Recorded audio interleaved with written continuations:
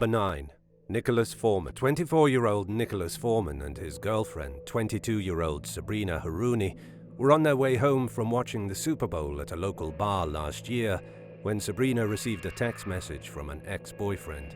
The Uber driver who took the couple to Foreman's home in Parkman Township, Pennsylvania, would later tell authorities that a vicious argument broke out between the two. The fight continued after they were dropped off.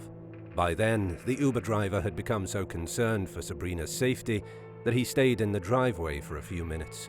Foreman allegedly demanded to see his girlfriend's phone, telling her that he wouldn't let her leave until he saw it. The noise and fighting eventually appeared to have stopped. Figuring everything had calmed down, the Uber driver left. What had actually happened was horrific and tragic. Foreman beat Sabrina to death and recorded a video of himself taunting her while she was unresponsive, stating, "This is what a cheating liar gets." The next day, he ordered an Uber, loaded Sabrina's body into the car, and had the driver take them to the hospital, where she was pronounced dead. Foreman told police that 3 women had attacked her, but they didn't buy the story.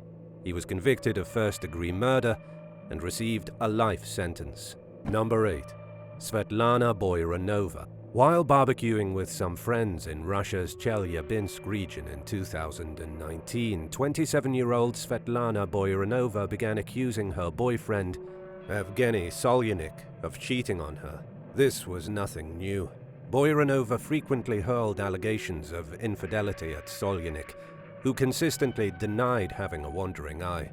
But Svetlana took things too far that day. She allegedly threw rocks at her boyfriend and then threw herself on top of him. Then she stabbed him in the chest with a 2-foot-long, 61-centimeter skewer. Svetlana immediately pulled the skewer out and took Solyanik to the hospital, where he was treated and released. The couple went back to the gathering and continued their day as usual. By the following morning, the injured man's condition had worsened to the point where Svetlana rushed him back to the emergency room. As it turned out, his heart and lungs were punctured from the attack. Doctors performed emergency surgery, but it was too late to save Solyanik's life. He died during the procedure. Svetlana confessed to stabbing her boyfriend and was charged with manslaughter. She received a 6.5-year prison sentence and was ordered to compensate the victim's family. The crazed killer argued in court that doctors were responsible for Solyanik's death because they had failed to treat him properly. But it was clear that Svetlana had a severe jealousy problem. In fact, it wasn't the first time she had stabbed a man. She apologized to Solyanik's family in court, but for them, her remorseful words were too little, too late. Number 7. Stephanie Lazarus. Sherry Rasmussen and her husband, John Rutan, were only married for a few months before she was found dead in the couple's home in 1984. Someone had beaten her and shot her 3 times in the chest at point-blank range. Police originally surmised that Sherry was murdered in a robbery gone wrong, but her family pushed them to look into other possibilities. Sherry's father, Nels, told detectives that John's ex-girlfriend, LAPD officer Stephanie Lazarus, had been harassing Sherry in the time leading up to her death. Investigators turned a blind eye to the lead, and the case went cold. Nels tried to get some of the evidence DNA tested, but it had gone missing. The LAPD's Cold Case Homicide Unit reviewed the case in 2001 and found the missing evidence. They tested it for DNA, but Lazarus continued to fly under the radar until 2009, when a keen-eyed detective thoroughly reread the file. Stephanie's DNA was matched to the crime scene. She went to work one morning as a high-ranking member of the agency's art theft department and ended the day in police custody. Court proceedings revealed that Lazarus and Rutan had a casual sexual relationship until he met Sherry. When Lazarus heard that he planned to marry his new girlfriend, she lost her mind. She was never able to let go of what had been nothing more than a fling to Rutan, and she took her dysfunction out on Sherry, who did nothing wrong and paid with her life. Number 6. Wallop Huayhongthong. Naphathorn Kanokasemsophon was a beautiful 23-year-old Thai woman who dated men for money in the sex tourism capital of Pattaya. The allowances she received from her mostly foreign benefactors afforded her a nice lifestyle which included plastic surgery, designer clothes, and a brand new Honda Civic. The divorcee also used her earnings to support her 2 children. She also had a Thai boyfriend named Wallop Huayhongthong. The pair had been dating for about a year when he found out about Naphathorn's secret lifestyle and money sources in 2018. Wallop was so angry, he tracked the woman down and allegedly fired 6 bullets into her head while she sat in the front seat of her car. Text messages in Naphathorn's phone showed that Wallop had asked her to meet in person the day he shot her to death. He had promised to leave Naphathorn alone for good if she would just see him one more time. Then, he drove 3 hours outside of Pattaya to commit the horrifying crime. Police said that they believed Wallop was motivated by jealousy, I wonder what gave it away, and issued a warrant for his arrest. Unfortunately, there appear to be no updates on the case, leaving us to wonder what price, if any, Wallop is paying for his disturbing deed. Number 5. Joe Atkinson. 24-year-old Poppy Devey Waterhouse was a talented mathematician who lived in Leeds, England with her 25-year-old boyfriend, Joe Atkinson. They had been together for 3 years when she decided she wanted to move on romantically. Although Waterhouse and Atkinson were broken up, they continued to live together while they figured out their next step. Atkinson struggled to accept the breakup, even though both he and Waterhouse had both started seeing other people. As the reality sank in that the relationship was truly over, he reached his boiling point. After a night out during the holidays, he returned home and attacked Poppy with a knife in a jealous rage, stabbing her 70 times.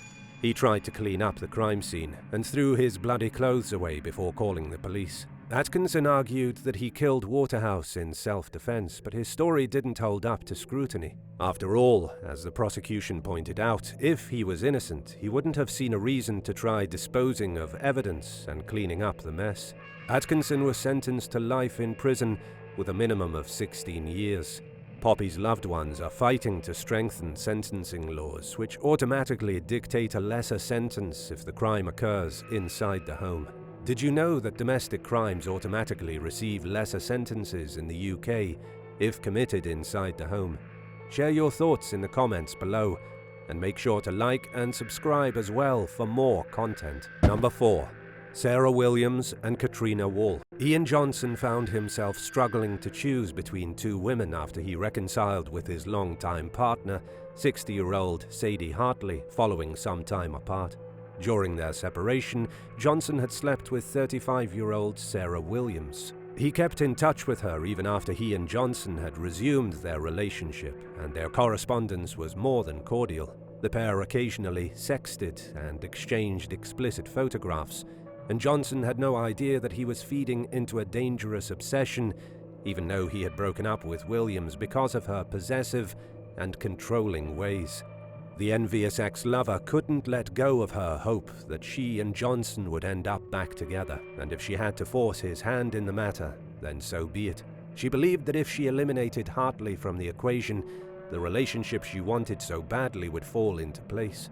For nearly 18 months, Williams and her friend Katrina Walsh plotted Hartley's murder. They even did a practice run before finally acting on their plans in 2016. Williams entered Hartley's home in Lancashire, England, and paralyzed her with a cattle prod that she had purchased in Germany just for the occasion. Then she stabbed her victim 41 times. But she never got the fairy tale ending she had hoped to achieve through her gruesome act. Police quickly caught up with Williams and Walsh and charged them with murder. They were both convicted and received life sentences. Number 3. Daniel William. 20-year-old Samantha Shelley Nance had no idea that she was knocking on death's door by dating her first boyfriend, Nathan Shuck, in 2009. The two had only been together for 2 months when Shelley's roommate found her dead in her bed. She had been stabbed 42 times, and there were no signs of forced entry, indicating that the crime was extremely personal. Police focused on Shelley's circle in their search for the killer. At first, they suspected Nathan of being involved, but he had an alibi, and investigators couldn't establish a realistic motive. The picture became clearer when witnesses told detectives about mounting tensions between Shelley and Nathan's roommate, Daniel William. Daniel was romantically attracted to Nathan and had become increasingly jealous as he spent more time with Shelley. It was no secret that he disliked his love interest's girlfriend. The day before Shelley's death, Daniel had texted her repeatedly, asking about her whereabouts. He was also seen on surveillance footage buying hair dye, soap, and gloves at a local Walmart. Daniel admitted to being at Shelley's apartment on the day of her murder, but claimed he was there to visit someone else.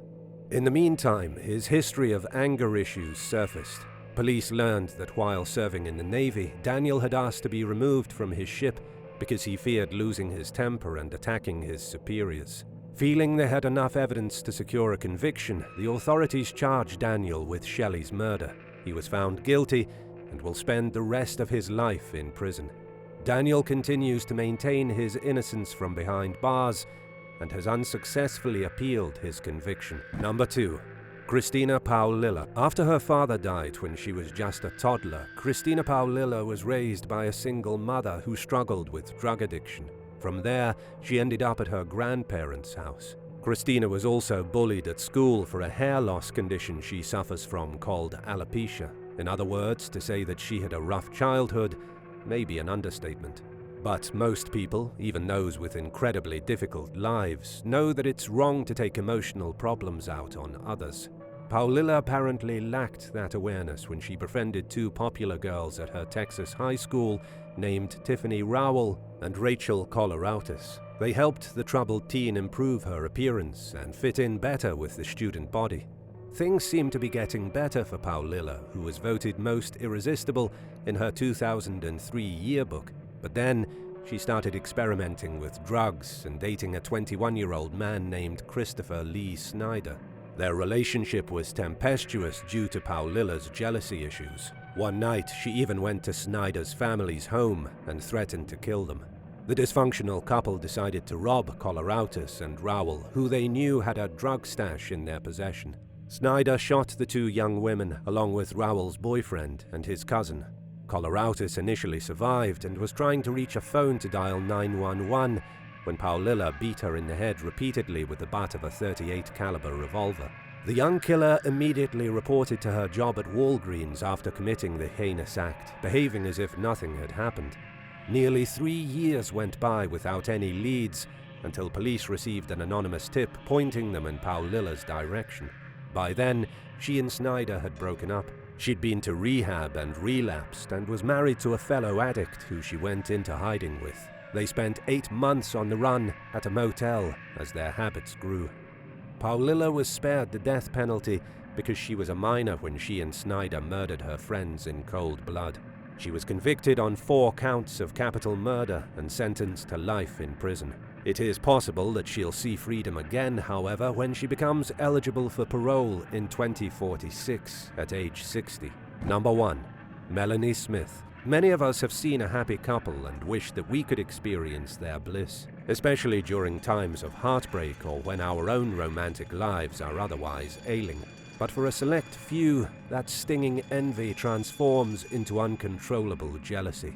This was certainly the case for Melanie Smith, a woman from Wales who couldn't stand seeing her upstairs neighbors, Lee Ann Shiers and Liam Timbrell, enjoying the type of relationship that she wanted for herself. Smith had a boyfriend, but she strongly suspected that he was cheating. She also struggled with a drinking problem, which certainly didn't help her mental state. Instead of pursuing a healthier connection with someone else or focusing on improving her own life in any way, Smith burned the apartment building down. She had overheard Shiers and Timbrell having sex, and it drove her off the deep end, especially since Smith and her boyfriend weren't getting along that night. Consumed by rage, she set fire to a stroller that the neighbors kept in the hallway, and soon enough the building was engulfed in flames.